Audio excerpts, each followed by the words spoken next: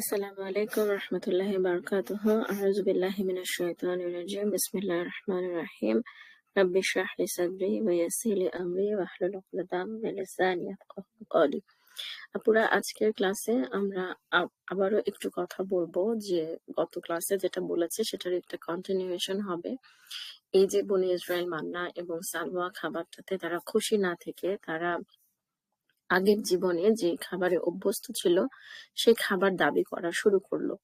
এই ব্যাপারটাকে আমরা আরো একটু অ্যানালাইসিস করবো এবং আমরা নিজেকে কয়েকটা প্রশ্ন করব যে একটা ইসলামিক জীবন যাপন, একটা হালাল ইনকামের জীবন যাপন, জীবন যাপনে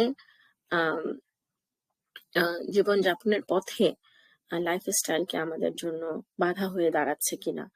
এবং একটা জিনিস হচ্ছে যে আমার কাছে এখন মনে হয় যে ধরেন আপনি আপনার লাইফে প্রায়োরিটি দিবেন, হ্যাঁ, না আপনি মনে করতেছেন যে আপনি একটা ইসলামিক লাইফ লিড করা শুরু করবেন, আপনি কোথা থেকে শুরু করবেন? আমার কাছে মনে হয় যে তিনটা জিনিস। প্রথম হচ্ছে আপনি সালাত আদায় করবেন, আল্লাহর সাথে কানেকশন এট এনি কস্ট। কারণ আপনি যখন সালাত আদায় করা শুরু করবেন তখন আপনি অবশ্যই অবশ্যই হচ্ছে যে আপনাকে করতে হবে, আপনাকে ফিকহুত তাহারা নিয়ে জানতে হবে এবং আপনি দেখবেন যে আপনার লাইফ স্টাইলে অটোমেটিক্যালি কিছু চেঞ্জ আসছে। সেকেন্ড হচ্ছে আপনি আপনার ইনকাম হালাল কিনা সেই ব্যাপারটা করার চেষ্টা করবেন। কারণ আপনি একটা জিনিস দেখেন যে এই যে পর্দা করা, এই যে ধরেন পর্দা করার পিছনে অবস্টাকল গুলো কি? এই অনেক সুন্দর সুন্দর ড্রেস এগুলা পরে কোথায় যাব, এই যে পার্টি করতে ইচ্ছা করে বা কিছু, মানে এই সবকিছু আপনার জন্য অনেক ডিফিকাল্ট হয়ে যাবে ওয়ান্স ইউ মানে যখন আপনি চিন্তা করা শুরু করবেন যে আপনি সুদ থেকে বেঁচে থাকতে চান, যখন আপনি রিভিজিট করা শুরু করবেন আপনার ইনকামটা হালাল নাকি হারাম, কান টানলে মাথা আসার মতন একটা ব্যাপার। এবং আরেকটা জিনিস যেটা খুবই ইম্পর্টেন্ট আমার কাছে সেটা হচ্ছে যে নিজের জিহ্বার ব্যাপারে সচেতন থাকা। এবং লাইফস্টাইল যদি আপনার ইলাহ না হয়, আপনি চিন্তা করে দেখেন যে আপনার যখন মানে শো অফের কিছু নাই, তখন অটোমেটিক্যালি আপনার কথা কম বলতে ইচ্ছা করবে। কারণ আমরা যখন মানে যেসব মানে কথাবার্তা আল্লাহর অপছন্দনীয়, দেখবেন যে সেগুলা হয় শো অফ, গিবত, কার ঘরে কি হইছে না হইছে, কে কি পড়ছে না পড়ছে, কে কি পারে না পারে, অমুক রান্না পারে না, তমুকের ড্রেসটা খ্যাতের মতন, তমুকের ডিভোর্স হয়েছে, তমুকের বাচ্চা হচ্ছে না, ঠিক আছে? সবকিছুর মধ্যে একটা শো অফ, একটা হিডেন প্রতিযোগিতা, হ্যাঁ, যেটা সূরা তাকাসুরে অসাধারণ ভাবে তুলে ধরা হয়েছে যে তোমরা প্রতিযোগিতা করতেছো, মানে তোমরা ছুটতেছো অধিক অধিক কোনো কিছুর দিকে যতক্ষণ না তোমরা কবরে উপনীত হও। সেকেন্ডটা স্পেসিফিক্যালি আমি খাবারের কথা বললাম যে আমাদের জীবনে খাবারের ভূমিকা কতটুকু। কারণ হচ্ছে যে আমি দেখছি যে যেহেতু আমি দেশের বাইরে থেকে, আমি অন্য ন্যাশনের সাথে যারা প্রোডাক্টিভ ন্যাশন, আপনি চাইনিজ, ইউরোপিয়ানদের মধ্যে যারা যারা হচ্ছে সাকসেসফুল প্রফেশনাল, যারা আমি তাদের লাইফ স্টাইল দেখছি, হ্যাঁ, দেখে আমি এটাই দেখছি যে ফুডের সাথে মানে ফুডের সাথে আপনার প্রোডাক্টিভিটির খুবই খুবই খুবই আপনার ক্লোজ রিলেশনশিপ আছে। তবে আপুরা আমার কথাটাকে এক্সট্রিমে ইন্টারপ্রেট করবেন না। আমি বলতেছি না যে আপনি যদি খুব ভালো রান্না পারেন আপনি এখন সেটা একেবারে ছেড়ে দিবেন বা কিছু। আমি বলতেছি না যে আপনার জীবিকা অর্জনের মাধ্যম যদি হয় রান্না করে খাওয়ানো কাউকে, হ্যাঁ, আপনি যদি হোমমেড ফুডের ব্যবসা করেন তাহলে আপনি সেটা ছেড়ে দিবেন না। আপুরা কোনো কথাকে এক্সট্রিমে নিবেন না প্লিজ। হ্যাঁ, এখানে আমি যেটা বুঝাইছি সেটা হচ্ছে যে আপনার খাওয়া নিয়ে শো অফ করা, 10টা কাউকে দাওয়াত দিলে 10টা আইটেম রান্না করা, তারপরে খাবার নষ্ট করা, এমন না হলে তেমন না হলে খাবোই না। হ্যাঁ, আপনি যদি রান্না করতে পছন্দ করেন তাহলে আপনি খাবার রান্না করে আপনি অসুস্থ মানুষের বাসায় পাঠান, আপনি প্রেগন্যান্টদেরকে খাওয়ান। আমরা আমরা আমরা কিন্তু এখন আমাদের নেইবারদের সাথে খাবার শেয়ার করি না, আমরা অসুস্থ মানুষদের সাথে খাবার শেয়ার করি না। হ্যাঁ, মানে এরকম এরকম জিনিসগুলো কিন্তু আমরা করি না। মানে আমি খাবারের প্রতি আমার যে একটা নেতিবাচক মানসিকতা, সেটা হচ্ছে খাবার নিয়ে শো অফ করা, খাবার নিয়ে একটা প্রতিযোগিতা করা বা খাবার নষ্ট করা। হুম। মোস্ট ইম্পর্টেন্টলি আমরা যে কোশ্চেনটা করব সেটা হচ্ছে যে দাসত্বের জীবন থেকে মুক্তি আসলে আমাদের কাছে কতটা আকাঙ্ক্ষিত। মানে পয়েন্ট হচ্ছে যে মোর স্পেসিফিক্যালি কোশ্চেনটা হচ্ছে যে আমি আসলে কতটুকু স্যাক্রিফাইস করতে রাজি আছি। কারণ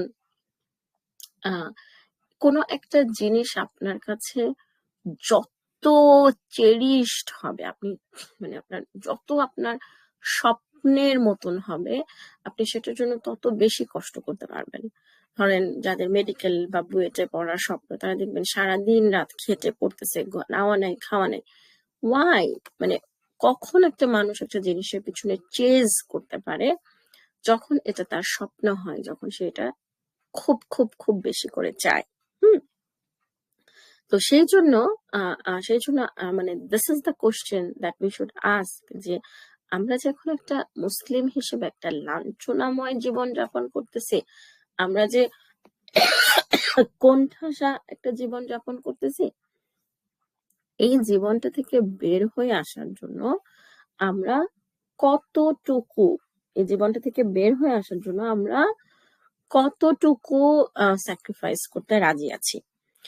এই গেল নিজেকে প্রশ্ন করি অংশটুকু। এখন আমি আবার আপুরা আপনাদেরকে একটু ওভারঅল ব্যাপারটাতে নিয়ে যাব। ওভারঅল ব্যাপারটা কি ছিল?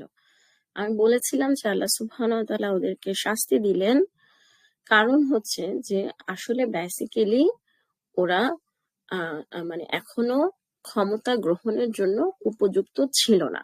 আচ্ছা, তাহলে এখন আল্লাহ সুবহানাহু ওয়া তাআলা তাহলে ওদেরকে এমন একটা শাস্তি দিলেন, এটা তো আসলে অন্য শাস্তিও হতে পারতো, যে তোমরা আম, মানে তোমরা একজন মানে তাদের উপর একটা প্রাকৃতিক দুর্যোগ আসতে পারতো, অথবা মানে মানে ইট কুড বি এনিথিং, তাই না?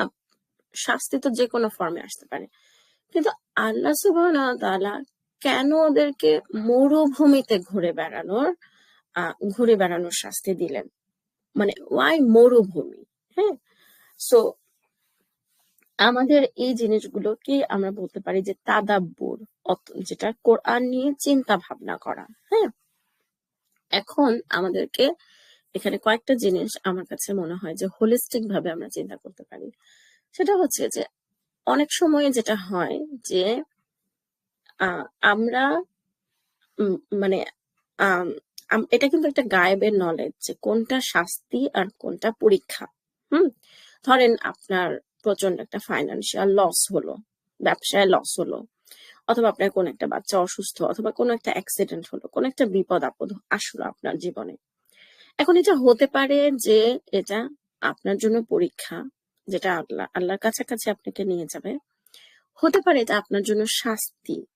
হ্যাঁ, আমরা কিন্তু জানি না এটা শাস্তি নাকি পরীক্ষা। আমি কিভাবে দেখি জিনিসটা? আমি দেখি হচ্ছে যা ভাবলে আমি আল্লাহর আরো কাছাকাছি যাব, এটা সেটা। যদি আমি ভাবি যে এটা আল্লাহর একটা পরীক্ষা, আল্লাহ চান যে আমি এটার মাধ্যমে আল্লাহর কাছাকাছি যাই, এভাবে ভাবলে যদি আমি আল্লাহর উপর সুধারণা রাখতে পারি এবং আরো ইবাদতে এগিয়ে যেতে পারি, তাহলে আমি মনে করি যে এটা আমার জন্য পরীক্ষা।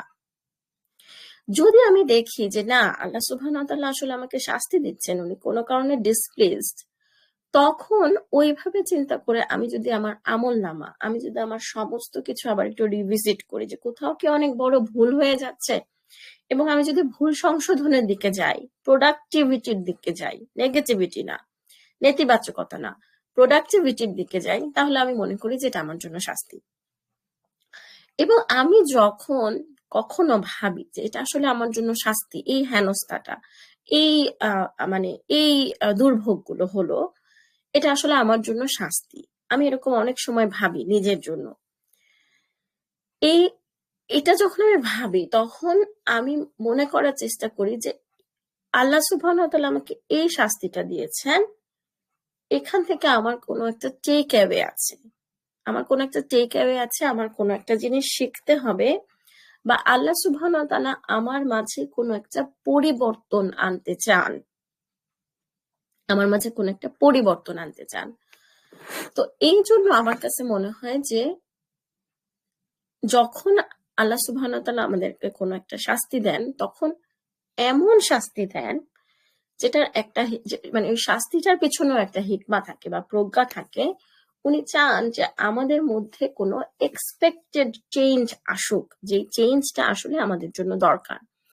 এই জিনিসটা আমি আমার ওসিলার কনসেপ্টের উপর যে ভিডিওগুলো ছিল এই চ্যানেলে আপলোড হয়েছে, সেখানে বলেছিলাম যে আমাদের জীবনে যেসব দুঃখ, কষ্ট, ট্রায়াল, পরীক্ষা আসে, সেগুলো অনেক সময় আল্লাহ সুবহানাহু ওয়া তাআলা ওসিলা হিসেবে ব্যবহার করেন আমাদের মধ্যে কোনো ডিজায়ার্ড চেঞ্জ আনার জন্য। হ্যাঁ, আমি আমার লাইফে এরকম নিজের অসংখ্য উদাহরণ দিতে পারবো, যেগুলো থেকে আমার কাছে মনে হয়েছে যে আগে ওই সময়ে ওই নেগেটিভ ঘটনাটা ঘটেছিল দেখে আমার মধ্যে একটা চেঞ্জ আসছিল, সেই চেঞ্জটা আমার স্বভাবের, আমার ক্যারেক্টারের, আমার চিন্তা ভাবনায় কোনো একটা চেঞ্জ আসছিল, যে চেঞ্জটা আমার পরবর্তীতে আমার জন্য খুবই কল্যাণকর হয়েছে, আলহামদুলিল্লাহ। আচ্ছা, এরপরে লাস্ট আমি যেটা বলবো সেটা হচ্ছে যে আমাদের যখন আল্লাহ সুবহানাহু ওয়া তাআলা আমাদেরকে এরকম শাস্তি দেন, তখনও উনি আমাদেরকে অন্য কোনো নিয়ামতের চাদরে মুড়িয়ে রাখেন, যেন আমরা ওই শাস্তির সময়টুকুতে সারভাইভ করতে পারি। যেটা আসলে কিছুটা আমার কাছে মনে হয় যে ইন্না মাআল উসরি ইউসরা, এই আয়াতটা দ্বারা এটাই বোঝানো হচ্ছে যে নিশ্চয়ই কষ্টের সাথেই স্বস্তি রয়েছে। আপনি দেখবেন যে কোনো না কোনো দিক থেকে সময়গুলো পার হয়ে যায়, কারণ অন্য কোনো দিক থেকে জিনিস কোনো একটা কিছু সহজ হয়।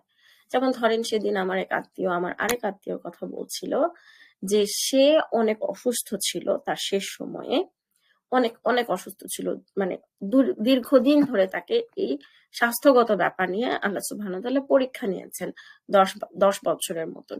তো আমার সেই রিলেটিভের মন্তব্য ছিল যে এই অসুস্থতার কারণেই আসলে সে অনেক রাজনৈতিক হেনস্থা থেকে বেঁচে গেছে। হুম, কারণ যদি সে সুস্থ থাকতো তাহলে তাকে পালিয়ে পালিয়ে বেড়াতে হতো, অথবা প্রচন্ড রাজনৈতিক হয়রানির শিকার হতে হতো। তাহলে মানে জিনিসটা হচ্ছে যে আবার ধরেন সে ওইরকম অসুস্থ ছিল বলেই আলহামদুলিল্লাহ তার ছেলেমেয়েরা অনেক মানুষ হয়েছে, মানে অনেক মানুষ হয়েছে বলতে আমি বুঝাচ্ছি যে তারা খুবই মানবীয় গুণাবলী নিয়ে বড় হয়েছে, কারণ তারা তাদের লাইফের খুব ছোট বয়স থেকে বাবাকে মাকে এরকম অসুস্থ দেখে তারা লাইফের ট্রু রিয়েলিটিটা বুঝতে পারছে। এবং যেটা বললাম বিহেভিয়ারিয়াল চেঞ্জ, তাদের মাঝে অনেক অনেক অনেক অনেক পজিটিভ বিহেভিয়ারিয়াল চেঞ্জ আসছে, তারা অনেক আল্লাহমুখী বান্দা হয়েছে। যদি ওই পরিবারে এই দুর্যোগটা না আসতো, তাহলে তারা যে পরিমাণ ক্ষমতা এবং অর্থের মধ্যে বড় হতো, সেটা তাদের জন্য আসলে ভালো হতো নাকি খারাপ হতো আমরা জানি না। আবার ধরেন এই অসুস্থতাগুলোর সময় দেখবেন যে অন্য কোনো দিক থেকে সহজ হয়ে যায়। ধরেন হয়তো আপনার টাকাটা ম্যানেজ হয়ে যাচ্ছে, মানে চিকিৎসা খরচে টাকাটা ম্যানেজ হয়ে যাচ্ছে। আবার অন্য কোনো দিক থেকে কোনো না কোনো ব্লেসিং আসেই। কেন ব্লেসিং আসেই? কারণ হচ্ছে আল্লাহর ওয়াদা সত্য, এবং আল্লাহ বলছেন যে আল্লাহ কাউকে সাধ্যের অতিরিক্ত বোঝা দেন না। সো সে যখন একটা প্রচন্ড পরীক্ষা আসে তখন ওই সময়টা যেন সে পার করতে পারে। যেমন সেদিন আমার একটা ফ্রেন্ড বলছিল যে হ্যাঁ, আমার বাচ্চাটা অসুস্থ ছিল, কিন্তু সে আসলে আমাকে অনেক কিছু থেকে শিল্ড করে প্রোটেক্ট করে রাখতেছিল, যেটা আমার বাচ্চাটা মারা যাওয়ার পরে আমি বুঝতে পারছি। ঠিক আছে? তো এখন মানে এই যে জিনিসগুলো, হ্যাঁ? যে আমাদের আ মানে আমাদের ব্লেসিংস মানে আ মানে হোলিস্টিক ভাবে আমাদের এই জিনিসগুলো দেখাটা আমাদের জরুরি। এটা আমরা এইখান থেকে কিভাবে বুঝতেছি? হ্যাঁ, তারা পানিশমেন্ট হিসেবে মরুভূমিতে উদ্ভ্রান্তের মতন ঘুরে বেড়াচ্ছে। কিন্তু মরুভূমিতে তারা যেন সারভাইভ করতে পারে, সেই বেসিক ফিজিক্যাল নিডস টুকু আল্লাহ সুবহানাহু ওয়া তাআলা ঠিকই তাদেরকে মিটিয়ে দিচ্ছিলেন। এবং ফিজিক্যাল নিডস গুলো যখন মিট হলো, তখন আল্লাহ সুবহানাহু ওয়া তাআলা এখন আল্লাহ সুবহানাহু ওয়া তাআলা টার্গেট করলেন তাদের স্পিরিচুয়াল ক্লিনজিং এর জন্য, তাদের আত্মার খোরাকের জন্য। মনে আছে যে ওরা কেমন? ওরা হচ্ছে এসেই মূর্তি পূজা করতে চাচ্ছিল, সাগর পার হয়ে এসেই এই বনী ইসরাইলের এই কাউমটা, এই প্রজন্মটা। তারপর ওরা খাবার নিয়ে কমপ্লেইন করছে। তারা ওভারঅল তাদের অ্যাটিটিউডটা খুবই প্রবলেমেটিক। সো আল্লাহ সুবহানাহু ওয়া তাআলা ডিসিশন নিলেন যে এখন তাদের স্পিরিচুয়াল ক্লিনজিং করবেন। ঠিক আছে? হ্যাঁ, এবং এটা আপনাদের জন্য একটা চিন্তার খোরাক যে কেন মরুভূমিতেই আল্লাহ মানে শাস্তিটা কেন মরুভূমিতে উদ্ভ্রান্তের মতন ঘোরা ছিল। এটা আমরা পরের সামনের একটা পর্বে আমরা এটা আ আ এক্সপ্লেইন করব ইনশাআল্লাহ। তো এখন হচ্ছে যে নেক্সট আমাদের টপিক যেটা নিয়ে আমরা কথা বলব যে তাদের উপর তাওরাত নাযিল হলো এবং তাওরাত নাযিল হলো এবং মানে বেসিক্যালি আল্লাহ সুবহানাহু ওয়া তাআলা টার্গেট করলেন ওদের স্পিরিচুয়াল ক্লিনজিং। হুম? আ আজকে এতটুকুই। জাযাকুমুল্লাহু খাইরান শোনার জন্য। আসসালামু আলাইকুম ওয়া রাহমাতুল্লাহি ওয়া বারাকাতুহু।